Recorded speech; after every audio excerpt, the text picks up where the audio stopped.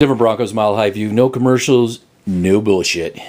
Well, I'm going to take you down the deep, dark, black hole of negativity.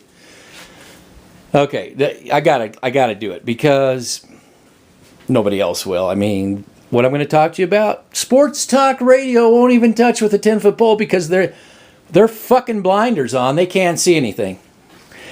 And this is the wide receivers. I'm not talking about specific wide receivers. I'm talking about it from a coaching standpoint in what I've been seeing in the their Denver Broncos wide receivers in general.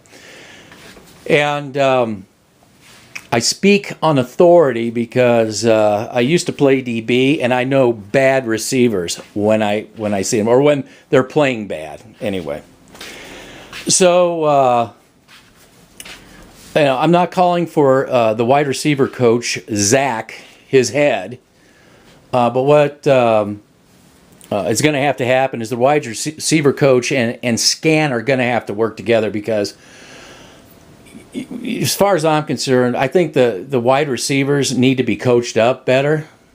There's a lot of times that I know it's easy to blame the quarterback, and as a DB, let me give you an example. In my very first organized game, which obviously was high school, right? That was back with high school. I was a freshman. Before the season started, we lost our varsity corner. And I told, after the sophomore was out there muddling around, I told my coach, I said, I'm going to pick this ball off. I'll tell him pick six. I'll get you a pick six. And if I get that pick six, you leave me on. You leave me on out on the field until either I get hurt or whatever. I said, but I'll get it for you if you just let me out there.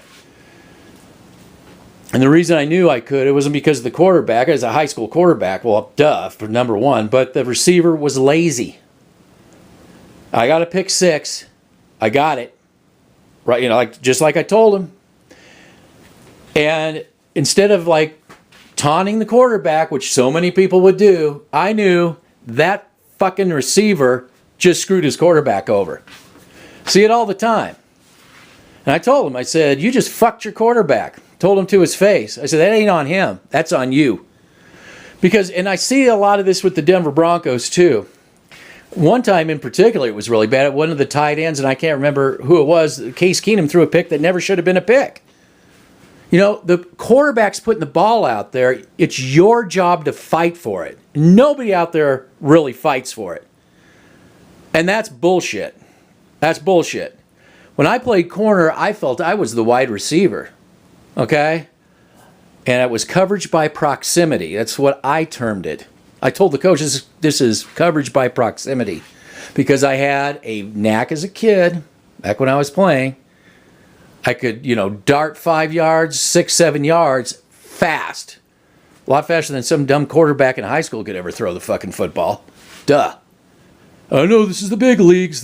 I'm just using this as an example since I'm on this particular example with high school. We could talk college and pros, but on this particular example, it doesn't matter. It's universal.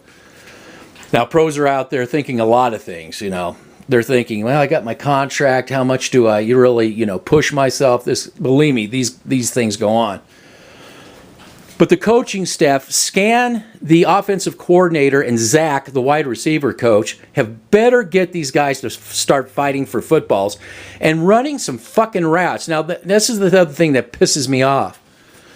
I see the sportscasters who aren't Dave Logan, okay, and Tyler Columbus, who's outside the give a shit zone. They bring it up all the time. These receivers aren't getting open. They're not getting open for a reason. It's like they have jogging partners out there. I'm out here jogging with my jogging partner. Are you fucking for real? No. What you got to do is you got to start play designing so that these guys get open. I know you're going to say, well, there's times there where the wide receivers open, and in Case Keenum didn't throw the football. Well, and I saw a lot where he didn't throw it either, and goddamn, he shouldn't have threw it because he ain't John Elway. He's got to be able to plant his feet and chuck the ball. He can't be throwing that football. Not every time these wide receivers, because you don't even have a fucking offensive line that can pass block. This isn't save Case Keenum. I have plenty of, bad things, negative things to say about Case Keenum, okay? But this is about the wide receivers. You, as a wide receiver, I don't care if Brady's your freaking quarterback. Your job is to make it as easy as it is it's your job to fight for balls, to fight on routes. You got to do everything you can to make your quarterback's job easier. And if you don't know that, get another fucking job. You got to start running routes where not only do you get open once, you may have to get open twice as a wide receiver. I'm telling you that by playing DB, you have to try to get open twice. And the quarterback, even though I'm covering Joe Schmuckatelli, or some DBs covering Joe Schmuckatelli, it's up to that receiver to fight for footballs. So many times I see with Denver Bronco receivers, and this is a coaching thing, you get on them, you tell them, this is what you got to do. You can't, he's throwing the ball out there. You got to do everything you can to fight for that football. And there is no fight in our receivers. And there's some talented receivers, but, they've really got to act like they really want to catch the ball, not just like, I'm open. You got to make, in the NFL especially, let me tell you, you got to make your openings. I'm a quarterback. I'm going to throw it there. And if you're not even trying, guess what? The DB who's actually trying is going to intercept the ball every time. And it's not on your QB. I don't care who it is. This isn't one quarterback. I'm not trying to stick up for one quarterback or another. I'm just talking about the game in general. So, it's off season, and that's why I'm bitching about what I saw last season, and especially it was even worse the year before. Now, albeit Sanders was running around. Now, Sanders, when he's healthy, he's the only receiver out there that's really making a difference. He's really trying to go. He's at least trying. But some of the other receivers, they're just not really, they're just running around like they have jogging partners. Yeah, I'm covered. I guess, that's the way it goes. Doesn't matter. If you're a good receiver, and that's why so many receivers do get upset with the quarterback. Antonio Brown, maybe, as an example. But there's a lot more going on there. But generally, what it's like, you got to put the football out there, even if it's, and you got to tell the coaching staff too, but it's up to these receivers. They've got to go after these balls. That's the way it is. You got to do it. So I'd like to see some more fight in these receivers. I don't care who the fucking quarterback is, okay? Maybe God's going to be our quarterback, okay? And he'll wish the ball into their hands, okay? No. I don't care who the fuck the quarterback is. These receivers have got to step it up a notch. I did see a lot of picks that didn't need to be picks, and it was on the wide receiver. And again, it doesn't matter who the fucking quarterback is. You got to get receivers who are willing to really, fight for those balls, fight for those routes, even if it's just a step.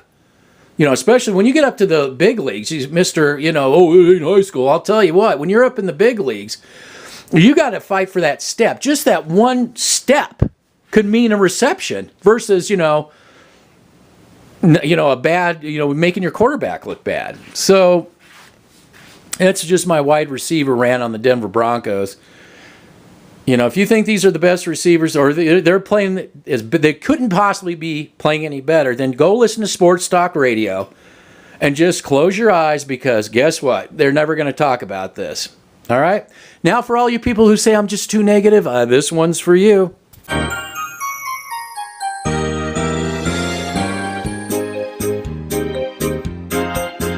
It's a world of laughter, a world of tears. It's a world of hopes and a world of fears. There's so much that we share that it's time we're aware. It's a small world after all.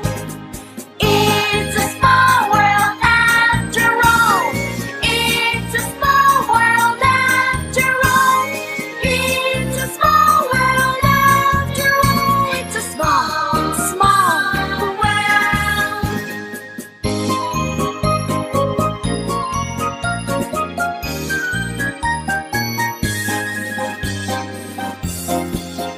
There is just one moon and one golden sun, and a smile means friendship to everyone. Though the mountains divide and the oceans are one, it's a small world